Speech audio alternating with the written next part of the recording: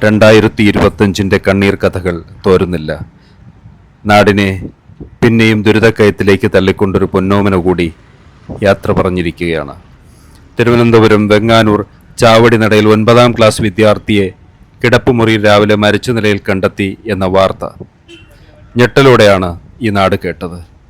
നരുവാമൂട് ചിന്മയ സ്കൂളിലെ അലോക്നാഥ് ആണ് കഴുത്തിൽ വയർ മുറുക്കിയ പാടോടെ നീല നിറത്തിൽ രാവിലെ ബെഡ്റൂമിലെ തറയിൽ കിടന്നത്. പ്രവാസി ബിസിനസ്സുകാരനായ ശബരിനാഥിൻ്റെയും അനുഷയുടെയും 2 മക്കളിൽ മൂത്തവനാണ് 14കാരനായ അലോക്നാഥ്. സങ്കടം സഹിക്കാനാവാതെ മുത്തച്ഛൻ അലമുറയിട്ട് കരയുകയാണിവിടെ. വീടിനകത്തു നിന്ന് നിർത്താതെയുള്ള ദീനരോധനം എങ്ങും കേൾക്കാം. 7:15 ആകുമ്പോഴത്തേക്ക് മോൻ ചിന്മയ വണ്ടി വരുമ്പോഴത്തേക്ക് കൊച്ചു UKG പഠിക്കുന്ന അനിയത്തിയും ഈ കൊച്ചുമായിട്ട് ലഞ്ച് ബോക്സും എല്ലാം ആയിട്ട് അവിടെ വന്ന് വണ്ടി കയറാൻ നിൽക്കും. വണ്ടി കയറി പോയതിന് ശേഷം പിന്നെ അവരൊക്കെ ഇങ്ങനെ പോകുന്ന തള്ളയും കൂടെ കാണും. മിക്കവാറും ഈ അടുത്ത് തന്നെ തള്ളയും കൂടെ ഉണ്ട്. അപ്പോൾ മോന് വേറെ ആരും കൂട്ടൊന്നുമില്ല. ഈ വീട്ടിലെ ഒരു പയ്യൻ നിഷാദിൻ്റെ മോനാണ് അവരെ കൂട്ടുകാരൻ. അപ്പം അങ്ങനെ വന്ന് വേറെ ഇതിനകത്ത് അയൽവക്കക്കാരോ അങ്ങനെ ഒരു പിണക്കമോ കാര്യങ്ങളോ വീട്ടിനകത്ത് ഒരു മനുഷ്യരുമായിട്ടൊരു ബന്ധമോ അങ്ങനെ ഒരു ബുദ്ധിമുട്ടുകളൊന്നുമില്ല. അങ്ങനെ ഇവിടെ വീട്ടിൽ തന്നെ അവർ 2 ജോലിക്കാരികളാണ്. അപ്പോൾ വേറെ വലിയ കുഴപ്പമൊന്നുമില്ല. 2 ജോലിക്കാരി എന്ന് പറഞ്ഞാൽ ഒരു സ്വർണ്ണ ബിംബം എന്ന് തീർക്കണമെന്ന് പറഞ്ഞാൽ ഉടനെ തന്നെ അത് ചെയ്യാനുള്ള എല്ലാ കപ്പാസിറ്റി ഉള്ള വീടാണ്. വേറെ ഒരു ബുദ്ധിമുട്ടുകളൊന്നുമില്ല. അങ്ങനെ ഈ പിള്ളേ അങ്ങനെ ആരുടെടുത്തും പിണക്കം കൂടാനോ ഒന്നിനും വന്നിട്ടുമില്ല, പോയിട്ട് ഒന്നിനുമില്ല. പക്ഷെ അങ്ങനെ എങ്ങനെയാണിത് സംഭവിച്ചതെന്ന്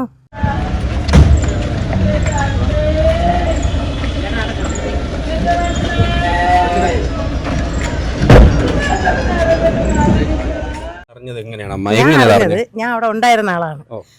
ജഡ എടുത്ത് താഴെ ഇറക്കുമ്പോൾ ജഡ ആണെന്ന് അറിഞ്ഞൂടാ. അപ്പോഴേ ഇറക്കുമ്പോഴത്തേക്ക് മൊബൈല് താഴെ കിടക്കണം, ബെഡിൻ്റെ താഴെ കിടക്കുന്നു. പിന്നെ കൊച്ചിനെ അവർ എടുത്തിറക്കി ഇവരിങ്ങോട്ട് ആംബുലൻസ് വന്ന് കൊണ്ടുപോയി. രാവിലെ എന്നത്തെയും പോലെ മുകളിലത്തെ നിലയിലെ ബെഡ്റൂമിൽ നിന്നും മോൻ താഴേക്ക് വരാത്തതിനെ തുടർന്ന് വീട്ടുകാർ വിളിക്കാൻ മുറി തുറന്ന് നോക്കുമ്പോഴാണ് ദാരുണമായ കാഴ്ച കാണുന്നത്. എന്താണ് സംഭവിച്ചതെന്ന് ആർക്കും വ്യക്തമല്ല. താഴെ വീണ് കിടക്കുന്ന മൊബൈൽ, കുട്ടിയും താഴെ തന്നെ കിടക്കുകയാണ്. തൊട്ടടുത്ത് ഇലക്ട്രിക് വയർ, ശരീരമാസകലം നീലക്കളർ, കഴുത്തില് ഒരു കുഞ്ഞു മുറിവ്. ഇതാണ് അവർ കണ്ടത്. അവൻ തള്ളേരെ കൂടെയാണ് താഴെ കൊച്ചുമായിട്ടൊക്കെ ഒരു മുറി കിടന്നത്. അന്ന് ദിവസമായപ്പം കൊച്ചെന്ത് ചെയ്ത്, അമ്മ എനിക്ക് ഉയരെ കിടക്കണമെന്ന് പറഞ്ഞ് ഉയരെ പോയെന്നു. ഈ 2ാമത്തെ നിലയിൽ കയറിപ്പോയാണ് ആ മുറി കിടന്നത്. പക്ഷെ ചില കിടക്കൂല, ഒറ്റയ്ക്ക് കിടക്കുന്ന ആളല്ല. പക്ഷെ അങ്ങനെ കിടന്ന്. പക്ഷെ ഇത് ഈ മൊബൈലിൽ നിന്ന് ഷോക്ക് വന്നതാണോ, പിന്നെ ഉയറില്ലേ ആ ഉയറിങ്ങനെ ചുറ്റി ഇവിടെ ഒരു ചെറിയ ഒരു നിണൽ ഉണ്ട്. മുറിവാണോ ആയിരിക്കാന്നാണ് തോന്നണത്. അപ്പൊ ഞാൻ ഇതൊക്കെ കണ്ട ആളാണ്. അപ്പൊ അങ്ങനെ അല്ല, കൊച്ചു ഉയർ ഇങ്ങനത്തെ ഒരു റൗണ്ട് വരും, ഒറ്റ റൗണ്ട് വരും. അപ്പൊ അങ്ങനെ ഒന്നുമില്ല, കെട്ടിയതായിട്ടോ ഒന്നുമില്ല. പക്ഷെ ഇങ്ങനെ സ്കൂളിൽ ടീച്ചർമാർ വന്നപ്പോഴും അതിനെക്കുറിച്ച് വേറെ അവനെക്കുറിച്ച് അലിഗേഷൻ ഒന്നുമില്ല, കുട്ടികളായിട്ടുള്ള വിഷമങ്ങളോ ഒന്നുമില്ല. പിന്നെ ഇതെങ്ങനെയാണ് സംഭവിച്ചതെന്ന് കേട്ടാൽ നമുക്ക് അയൽവക്കക്കാർക്ക് പറയാൻ യാതൊരു ബുദ്ധിമുട്ടും ഇല്ല, ഒരു കാര്യവുമില്ല പറയാൻ. കുട്ടിയെക്കുറിച്ച് നല്ല ക്ലീൻ ചീറ്റ്, നല്ല ഇതാണ്. കൊച്ചിന്റെ മൊബൈൽ അല്ല അത്, തള്ളേരെ മൊബൈൽ. അന്നത്തേക്ക് വേണ്ടി രാത്രി ഉയരെ കയറിയപ്പോഴത്തേക്ക് കേട്ട് വാങ്ങിച്ചോണ്ട് പോയി. മൊബൈൽ വാങ്ങിച്ച് ഉയരെ കയറി കൊണ്ടുപോയത് മാത്രമേ അറിയാവൂ. പക്ഷെ കൊണ്ടുപോയെങ്കിലും ആ മൊബൈലിൽ കോളുകൾ വന്നോ, മെസ്സേജ് ഉണ്ടോ? പോലീസുകാർ അത് കൊണ്ടുപോയി, പോലീസ് കൊണ്ടുപോയി മൊബൈല്. ഇത് നമ്പരെല്ലാം അത് കട്ട് ചെയ്തിട്ട് ഉടൻ തന്നെ ഓഫ് ആക്കാതെ തന്നെ കൊണ്ടുപോയി. അപ്പോൾ അടുത്ത് അവരെ സഹോദരൻ്റെ മോൻ നമ്പർ കൊടുത്ത് അപ്പോൾ പറഞ്ഞു ഇതിൽ വിളിച്ചാൽ മതി, ഈ മൊബൈൽ കൊണ്ടുപോകാൻ പറഞ്ഞു അവരുടെ. ആ വീട്ടിൽ ആരൊക്കെയാണുള്ളത്? ആ വീട്ടിലുള്ളത് ഒരു തള്ളയും ഈ മൂത്ത കൊച്ചും ഇളയ കൊച്ചും, പിന്നെ 2 ജോലിക്കാർ. ഒരാൾ ഇവിടെ ഒരാൾ അവിടെയും. അവിടെയെന്ന് ഉദ്ദേശിക്കുന്നത് 2 വീടല്ലേ ഇരിക്കുന്നത്. അപ്പൊ ഇത് കുടുംബ വീടും അത് ഓരോ വീട്ടിലായിട്ട് ഓരോ ജോലിക്കാർ ഇപ്പോഴും അവിടെ തന്നെ ഉണ്ട്. അതിനകത്തുണ്ട്, 2 പേരും ഉണ്ട്. വേറെ ഒരു വിഷമവും ഇല്ല. നമ്മളെ സംബന്ധിച്ചൊന്നും പറയാനുള്ള ഒരു നമ്മൾ ഇൻവെസ്റ്റിഗേഷൻ ചെയ്യാൻ ആളുമല്ല, നടന്ന സംഭവം നമ്മൾ കണ്ടത് പറഞ്ഞു. ഇത് മൊബൈലിലുള്ള എന്തെങ്കിലും കണ്ട് അങ്ങനെ വല്ലതും ആണോ, അതല്ലയോ ഈ പിന്നെ കഴുത്തിൽ ഉയറ് കുരുങ്ങി അങ്ങനെ വല്ലതും സംഭവിച്ചോ എന്ന് അറിഞ്ഞു. ആരാണ്ടോ പറയുന്നത് കേട്ടു ഈ കുട്ടിക്ക് കറണ്ടുമായിട്ട് കളിക്കുന്ന ഒരു ഹോബി ഉണ്ട്, ശരിയാണോ? അതാണ് ഞാൻ പറഞ്ഞത്. ഇങ്ങനെ കുരുങ്ങുന്ന ഒരു സ്വഭാവത്തിലാണ് കിടക്കുന്നത്. പുള്ളി അങ്ങനെ മരിച്ചോ എന്നുള്ളത് നമുക്ക് അറിഞ്ഞുകൂടാ. അമ്മയൊക്കെ കാണുമ്പോ ഈ കഴുത്തില് ഇത് ചുരുണ്ട് ഇല്ല താഴെ കിടക്കാണ്. തള്ള വന്ന് പാൻസൊക്കെ അഴിച്ച് പാൻസിൽ മൂത്രം ഒഴിച്ച് പിള്ള കിടന്നു മരിച്ചപ്പോഴായിരിക്കും. അപ്പൊ അങ്ങനെ 3 മണിക്കൂറോളം കഴിഞ്ഞല്ലേ അറിയണത്, നേരം വെളുത്തത്. മൂത്രം മാത്രമേ ഉണ്ടായിരുന്നുള്ളൂ, മോഷനൊന്നുമില്ല. നിക്കർ പാൻസ് അങ്ങോട്ട് മാറ്റിയപ്പോൾ അടിയിൽ കറുത്ത നിക്കർ കിടപ്പുണ്ട്. അപ്പൊ ആ കറുത്ത നിക്കറിലാണ് ഇവർ താഴോട്ട് എടുത്തോണ്ട് വന്നത്. താഴോട്ട് എടുത്ത് കൊണ്ട് വരുമ്പോഴത്തേക്ക് പിന്നെ ശരീരമൊക്കെ അങ്ങ് പിന്നെ ഒരുമാതിരി നീല നിറമായി. അതെങ്ങനെ അത് മനസ്സിലാവുന്ന പറഞ്ഞാൽ ഈ കറണ്ടിന്റെ ഇത് ആഘാതത്തിൽ ചിലപ്പോൾ ബ്ലഡ് ക്ലോട്ട് ചെയ്തതാണ്. അത് എല്ലാവർക്കും അറിയാം. ഞങ്ങൾ വിചാരിച്ചത് പാമ്പ് ഉയരക്കയറി ചെന്ന്. അതാണെങ്കിൽ 2 ബൈറ്റ് വേണം. ഭൗതിക ശരീരം പൊതുദർശനത്തിന് വച്ചിട്ടുള്ളത് അമ്മാമ്മയുടെ വീട്ടിലാണ്, കുടുംബ വീട്ടിലാണ്. അങ്ങപ്പുറത്ത് കാണുന്നതാണ് അലോക്നാഥിൻ്റെ വീട്.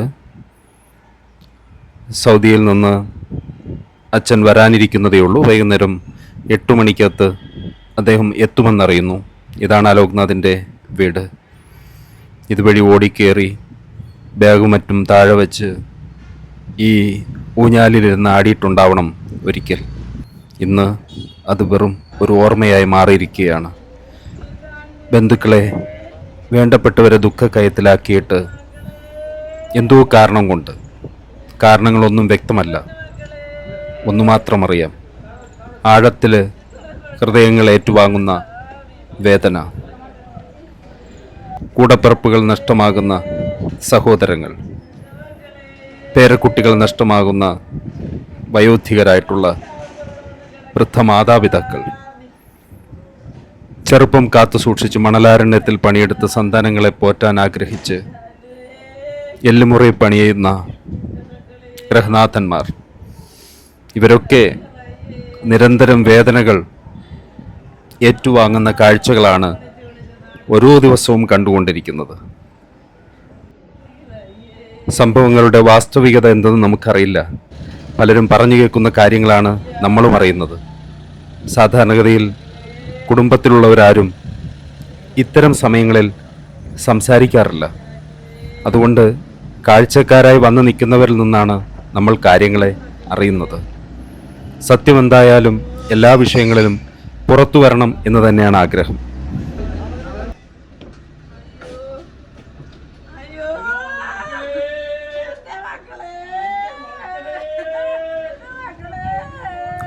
കുഞ്ഞിൻ്റെ അമ്മാമ്മയുടെ കരച്ചിലാണ് നാം ഇവിടെ കേൾക്കുന്നത്. അച്ചാച്ചനും അവിടെ ഇരുന്ന് കരയുന്നുണ്ട്.